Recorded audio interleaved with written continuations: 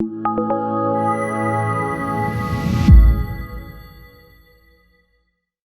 I'm Jacob Hornberger, president of the Future of Freedom Foundation. This is this week's Libertarian Angle, the show that brings you all the principled, uncompromising case for the libertarian philosophy. I'm joined, as I am every week, by my co-host, Richard Ebeling, who teaches economics at the Citadel. Richard, good to see you again. It's good to see you and our viewers and listeners for another session of our weekly program. Yeah, thanks for tuning in. If you're new and you're just discovering FFF, well, my question would be, where have you been for 32 years?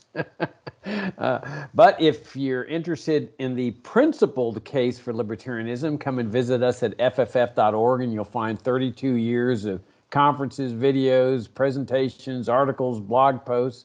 Subscribe to our FFF Daily, which we have strived for some 20 years or more to make the best libertarian commentary page on the internet on a daily basis for free. We've got our monthly journal, Future of Freedom, which it costs. It's $25 a year. And subscribe to our YouTube channel. And of course, our Twitter feed and Facebook and so forth. Okay, Richard, last week we talked about or maybe it was the week before, we talked about the three Austrian economists in the founding era of Austrian economics, which of course is central to libertarian thought. And it occurred to me that, well, we ought to maybe put things in a broader context. One of my favorite subjects in economics was the history of economic thought. And if anybody's an expert in that particular area of economics, it's you. So I thought, well, let's go back to a particular period which I find very interesting, and that is the period of the classical economists, and talk about who the classical economists were. What were their contributions? Now, you can correct me if I'm wrong, but I will. Do it nicely, Richard. Just do it nicely.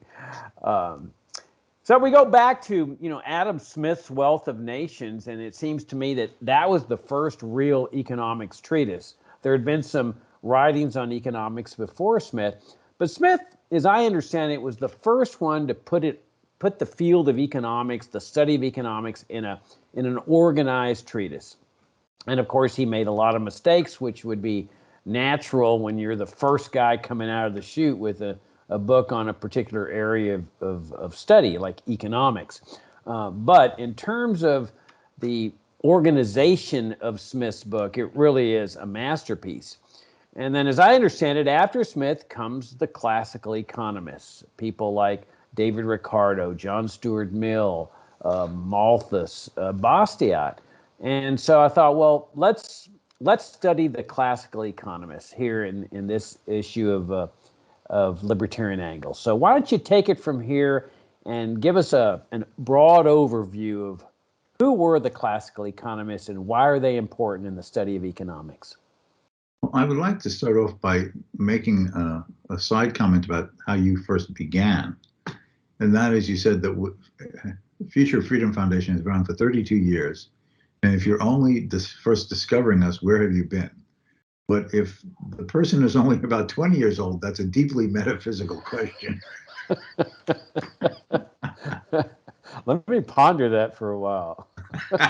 Not really sure I understand. Where were you years before you were born? Why aren't you watching or reading FFF material? Shocking. Now, okay, serious. Okay, so actually, to talk about the classical economists, Jacob, is obviously an unbelievably broad topic. There was a wide variety of them. They each made important contributions, sometimes complementary to each other, sometimes in contradiction to each other. So in one of our brief sessions, to try to do justice to all that the classical economists contributed and offered in terms of both economic understanding and policy is too much. But let's try to at least touch upon a few of the highlights. And perhaps it's best to begin with the person you mentioned, Adam Smith. Adam Smith wrote his famous book, An Inquiry into the Nature and Causes of the Wealth of Nations, in 1776. He was a professor of moral philosophy at the University of Glasgow, had been for many years. The Wealth of Nations was his second book. His first book, which had come out about 12, 15 years earlier, if I remember, was called The Theory of Moral Sentiments. But what this second book, The Wealth of Nations, did, as you were suggesting, is to sort of present a template, a worldview, an analytical framework, which then became the basis upon which all other economic understanding and theories and developments emerged. What Smith was interested in pursuing is what are the institutional and the political and the behavioral aspects of the human condition that can bring about prosperity rather than poverty. We need to keep in mind that if we could go back to Adam Smith's time of the 1770s, life and the standards of living of the people at that time would be viewed by us, if we could be transported and look at it through a time machine, egregiously poor. Now, if you read Adam Smith, he thinks he's living in a time of relative prosperity, right? It's all relative in a sense. But from our perspective, the degree of hardship, the amount of poverty, the short lifespan of most people, the likelihood of being affected by diseases or plagues or droughts, wars between governments, was very much the everyday taken for grantedness of human life. And so he wanted to ask, what is it that generates wealth? And what is it that government can or shouldn't do to cultivate and foster this? So basically, in a nutshell, Adam Smith asks the question, what guides human beings? And he uses often a phrase, self-love, which really just means self-interest, as normally has become the use of a term. But I also want to emphasize here, because it's often been pejoratively taken advantage of. When Adam Smith, and in fact all of the classical economists, mentioned the phrase self-interest, they did not have this imagery of the guy who doesn't give a damn about anything else on the planet other than like holding a hoard of coins in a chest. For Smith and the other economists of that era, self-interest meant anything that was important and was of value to the individual. That could include, obviously, his own well-being, but that of his family, his friends, his community, even as he expresses in some places in his theory of moral sentiments, a sense of benevolent empathy for all of humanity. But he does focus on the fact is that individuals are motivated by the attempt to improve their own circumstances as they're defining a desirability of it. And if this is going to be the case, what institutional order and setting would make it possible to apply this inherent sort of built-in behavioral characteristic in a way that would benefit humanity as a whole, rather than result in antagonisms, conflicts, and hardships for human beings? Now, I'm going to be explaining this in out of order, how he tries to develop it, but he talks about the fact that the most important institutional presumption is the institution of private property. Unless individuals believe that they are secure in being able to keep the fruits of their own labor, it is very unlikely that they will show the industry, the innovative creativity, the motive for work, saving, and investment. That is the foundation of taking the resources of the world, molding them into transformed shapes and patterns that then have productive application to improve the circumstances of people everywhere. So unless a person is secure in his private property, he will not have the incentives to be industrious. Second of all, what was important is that understanding that individuals do not have the capacity to satisfy all of their own ends and goals and purposes through their own efforts. Think of Robinson Crusoe isolated and alone on his island and attempting to satisfy all of his wants through his own efforts, growing his own food, making his own clothes, building his own shelter, constructing his own tools, and so on and so forth. Anyone who attempted to live a life of self-sufficiency anywhere would have a life of extremely primitive existence. So Smith, in the early part of his book, emphasizes the value and importance of the division of labor. Individuals have different qualities and characteristics, experience, talents, and education. And as a consequence, some are able to do things better than others. And men will do a lot better off, both individually and as a group, if they devote themselves to specialized tasks, the butcher, the baker, the candlestick maker, and each specializes in what they have an absolute, and as later economists emphasize, a comparative advantage in, they can trade their specialization for the wares of all others who are equally specializing their tasks, and all of humanity will be far better off than if each was producing in self-sufficient isolation. Now, what is the setting in which individuals will have a motive and incentive to apply themselves in their specialization in this growing division of labor that will benefit themselves but rebound to the benefit of others as well? And there, Adam Smith emphasizes the importance of voluntary exchange. If I can't kill Jacob, if I can't steal from Jacob, if I can't deceive Jacob in giving up things that I want, then how do I get him to part with what he has that I desire? And it's basically the golden rule: thou shalt not kill, thou shalt not steal, thou shalt not bear false witness, which is basically no fraud or deceit. The only way I can get Jacob to give me something that he has, which I desire, is applying my knowledge, ability, ingenuity, and creativity to asking myself, what is it that I could specialize in, that I could produce and make available to him, that he would value enough to part with what he has that I value more highly than what I will have to give in return. In other words, an emerging mutual gain from trade. So if we have self-interest harnessed to a respect to private property in a setting of voluntary exchange, each individual will then be guided as if by an invisible hand, to use Smith's phrase, to apply himself in ways that improve his own circumstances through trade, but to only be able to do so by focusing his attention on finding a way to satisfy the ends of others. Therefore, there is no conflict between the interests of the individual and the sense of accumulative interest of all in society in the market arena. In fact, it is voluntarism in exchange and the rewards of private property, keeping the fruits of your labor, that harnesses each individual's interest to improving their own circumstances, but all those around them as well. And as Smith emphasizes in The Wealth of Nations, the benefits of division of labor do not stop in the hamlet, does not stop in the region, does not stop in the nation in which you live, does not stop in the continent in which you reside. The principles of division of labor encompass, in principle, the world.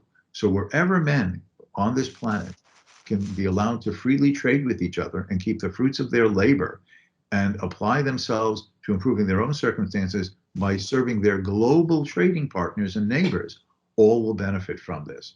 This makes it unnecessary for nations to conquer each other, to go to war with each other.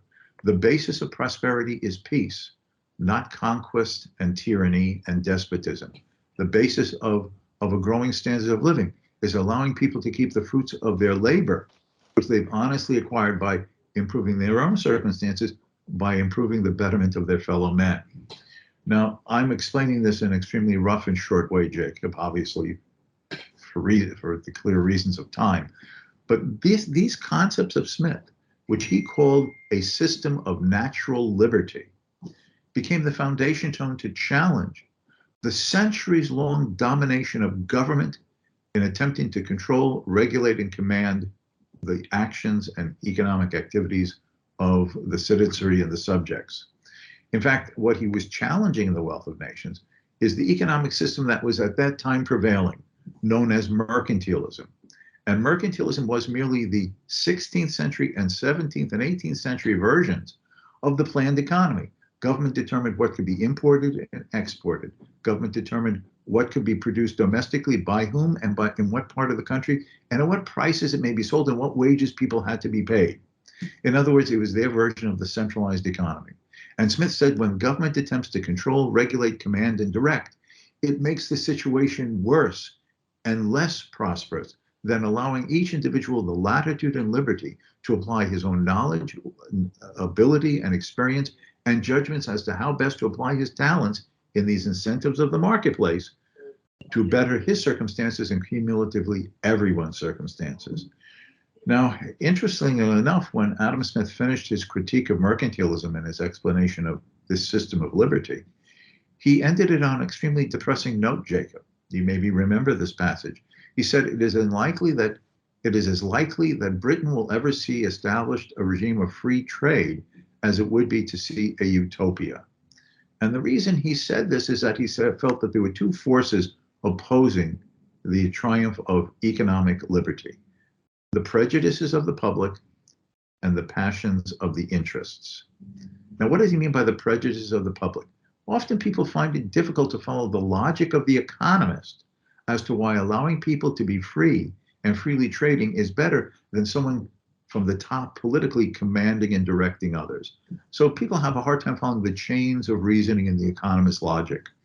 But equally, if not more important, he said the passions of the interest, by which he means special interest groups who sit at the throne of the king or eat at the trough of political favors and privileges and receive benefits for themselves at the expense of others through state control. And he warned that these are going to be two difficult things. But in spite of his own pessimism, and this gets now to the remainder of our brief look at the classical system, for the next 20 odd years, from when Smith passed away, and he died in 1790, there percolated a growing interest and knowledge of the set of ideas that Smith was promulgating in The Wealth of Nations. His book began to be read not just in the English-speaking world, but it slowly but surely began to be translated into languages. Other people became increasingly focused on devising policies and viewpoints similar to his. In France, there was parallel to him a group called the Physiocrats. Actually, they were his contemporaries. But especially in the beginning of the 19th century, there emerged a group of French economists who extended his ideas. Jean-Baptiste Say, who explained the logic of how markets work and what we now call Say's law, that we cannot consume unless we have first produced. We cannot demand unless we are able to first supply to others what they want, and that allowing the markets the freedom and latitude to be guided by market prices and allow those prices to coordinate supplies and demands assures both growth and coordinated harmony in and across markets. Then there was the Frenchman Frederick Bastiat, who you talked about, who was a master at debunking and ridiculing and satirizing the contradictions, inconsistencies, and absurdities of various government interventions and regulations. We've had sessions on Bastiat alone in which both of us have remembered versions of his essays and the illogic of the interventionist argument. Now, in Great Britain, what emerged after Smith were a number of writers. You mentioned a couple of them. Thomas Malthus, who's famous for his theory of population, his argument that left unrestrained, population tends to grow exponentially, but food output, given a given technology, only tends to grow arithmetically, so that there's always a tendency for the population to outgrow the supply of food. It's worth recalling that Malthus was arguing this just as the Industrial Revolution was beginning, and therefore he had little inkling of the fact that the very capitalist system, the free market system that was being set loose because of these wider free enterprise and free trade ideas, would generate a productivity, a creativity, an industrial development that would result in, even with an explosion of both local and global populations, the food supplies available to those growing number of mouths would be more than enough to feed all those who came to the table to sit and eat. In fact, rising standards of living of more than enough food for people. But the major figure that came after and influenced English economic thinking after Smith, of course, was David Ricardo. David Ricardo had been brought up in a family of brokers and commodity dealers. It would be too much of a story to tell about him, though it's fascinating. He grew up in a rather Orthodox Jewish family. He fell in love with a Quaker. The family disapproved of a marriage outside of the faith. He eloped with her, right? Love conquers all, Jacob, right? And as a consequence, he was disowned by his father. He basically never spoke with his immediate family members ever again. And after having been brought up in his father's commodity and money market exchange business, expecting to become the heir to it, he now was thrown out almost penniless. But he had that market acumen so that he, with very little, built up a fortune. And at a relatively early age, he could retire in what today would be considered a multimillionaire status, retired to an estate in the English countryside, and began devoting himself to the questions of which he was interested in economics. Most assuredly, he defended freedom of trade. He developed the concept of comparative advantage, that individuals should specialize in what they are comparatively best at and purchase those things that others can provide, even if they are less absolutely productive than themselves, to free up their time to do what they can profitably do most effectively. He was an advocate of hard money during the Napoleonic Wars in the early 19th century.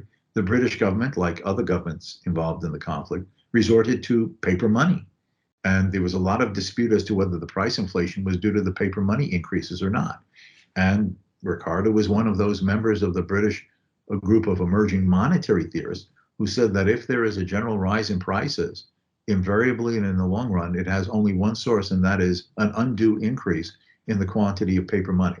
And he therefore argued that if governments and their central banks were ever to be harnessed and restrained from abusing the monetary printing press, the only way to do so was to demand that central banks and other banks be legally required to redeem their paper notes in hard money, that is gold coin or bullion, at a fixed rate at any time during ordinary business hours. That you make gold as the anchor that limits the ability of governments to cause price inflation.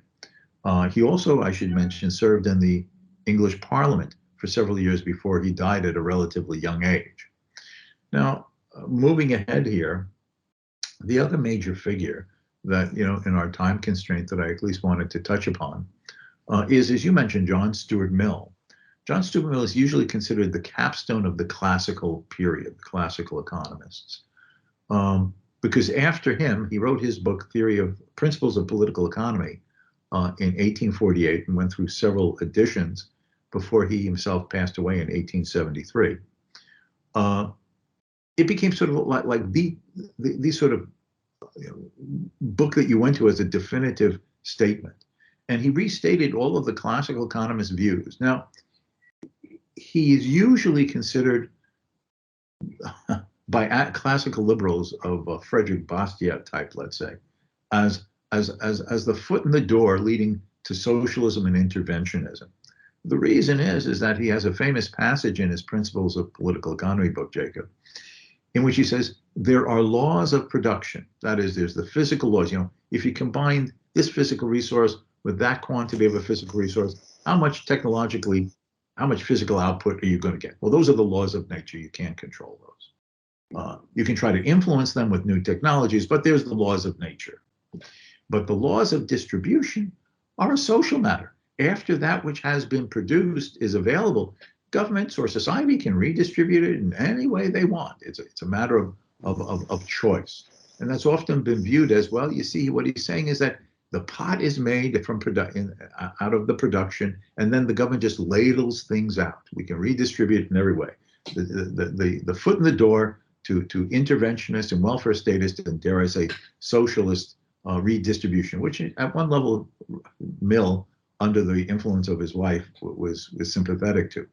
But having said that, I want to emphasize is that if you carefully read his Principles of Political Economy, he is totally consistent in general with the free market outlook of Adam Smith or David Ricardo or Bastiat in the following sense. He says, yes, we could redistribute wealth in any way we want. In other words, a parliament could vote that we're going to take from the Joes and give to the Bobs. But as we know human beings are now and are likely to remain for any foreseeable future, they have behavioral characteristics. And if you tax away the wealth and the production of some people to redistribute other, you are going to negatively affect the incentives and the motives and the creative industry of many in the society. Human nature is a limit on how far you think you can redistribute wealth without having negative effects on the prosperity of all and the potential of growth for the society as a whole.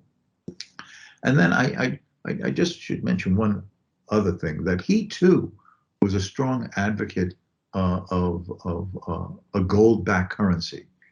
He makes the point again in his principles to highlight and emphasize that there's nothing more dangerous than allowing those in political power to have the arbitrary control over the issuance of a paper money. It will always, at the end of the day, be abused to assure governments means of spending more than they take in taxes, and for them to undermine the value of the debts that may have accumulated by a debasement of the currency's value, and to cause an inflation that is distortive and harmful to all in the society, and especially the poor. So he too was a strong advocate of the gold standard. So by the middle of the 19th century, while there were controversies and differences among these thinkers, and John Stuart Mill offers sort of a switch about, well, laissez-faire versus degrees of government intervention, even though we understand that there can be some negative side effects. By the middle decades and beginning of the late decades of the 19th century, it is not unfair to say that the classical economists, while not advocating a stringent and narrowly laissez-faire approach, let's say as a Frederick Bastiat, believed strongly that if society was prosperous, individuals had to have a wide latitude of personal freedom and liberty to make their own choices as producers and consumers. They must be assured an institutional setting in which the fruits of their labor are guaranteed through strict and enforced property rights. That markets must be free so individuals can enter into competition with others to improve the excellence of what is offered and the types of goods offered and the improvement of what is offered, and increasingly at lower costs as people try to make it for less so they can sell it for less. And that this type of arena can only be assured if government is limited, narrowed, and you have the accompanying sound monetary system of a strictly gold-anchored banking system. Now, this set the stage for what was the amazing growth of first Europe and then passing over to the rest of the world. Because while perhaps not as free as Great Britain and then the United States, most of the leading countries of Europe followed market-oriented policies enough that the shackles of intervention, regulation, restriction was taken off people's wrists, and you had the Industrial Revolution, in which from poverty, growing prosperity occurred. A world in which, in the immediate aftermath of the First World War, John Maynard Keynes could write one of his famous books, in fact, the book that first made him famous, The Economic Consequences of the Peace in 1919, and look back nostalgically at that 19th century and the degree of prosperity, even for the poor, that it had created, and the ease and comfort of virtually everyone because of the unshackled market that was freed and guided by the principles that had been first laid out by Adam Smith's Wealth of Nations. That's a really nice synopsis. If I could just summarize some of the points in our last moments here, is that, you know, throughout the ages before Adam Smith, it was just accepted that government needed to regulate economic activity, control economic activity, especially to help the poor.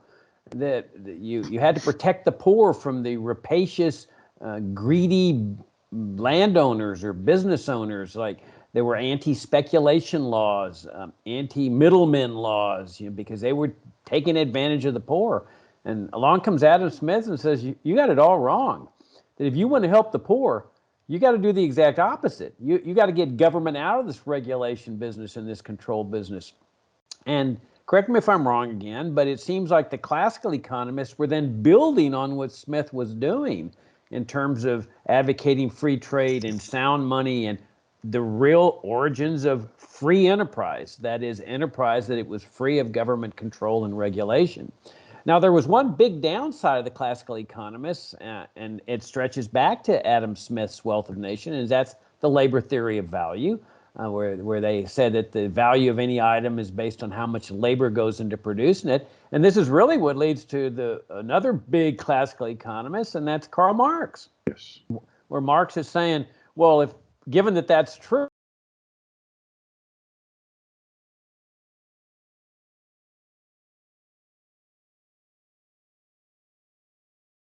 so it was logical for Karl Marx to sit there and say, well, they're taking from the workers what rightfully belongs to the workers. If the value of anything depends on how much labor goes into producing it, why should any go to the landowner or the business owner? And that then leads us to the marginal revolution that we talked about with respect to Menger and Walras and William Stanley Jevons, that brings about the subjective theory of value and totally rejects the marginal theory of value. So in the last moments here, Richard, is there any particular book that you would recommend to people that is a sort of a broad survey of economic history of economic thought? Well, actually, there is a relatively recent one by Larry White, Lawrence H. White, who teaches at George Mason University, which is on the history of economic ideas, which came out maybe 3-4 years ago, maybe 5 years ago. But he does an excellent job, including talking about the Austrians, obviously. So I would highly recommend that one. Okay, and what's the title of that one? I think it's called A History of Economic Ideas. But it's Lawrence White. Lawrence White, yes. Okay, great. On that note, we'll wrap things up. Keep in mind my new book, which I'm very, very pleased with. I'm biased, but I highly recommend, on Amazon, An Encounter with Evil, the Abraham Zapruder story. You'll see that it's quite a mystery as part of the Kennedy assassination that I talk about there. I think you'll all enjoy it. I'm getting very good feedback from people that have already finished reading it, so I highly recommend it. On that note, Richard, we'll wrap things up and look forward to talking to you next week. Until next time.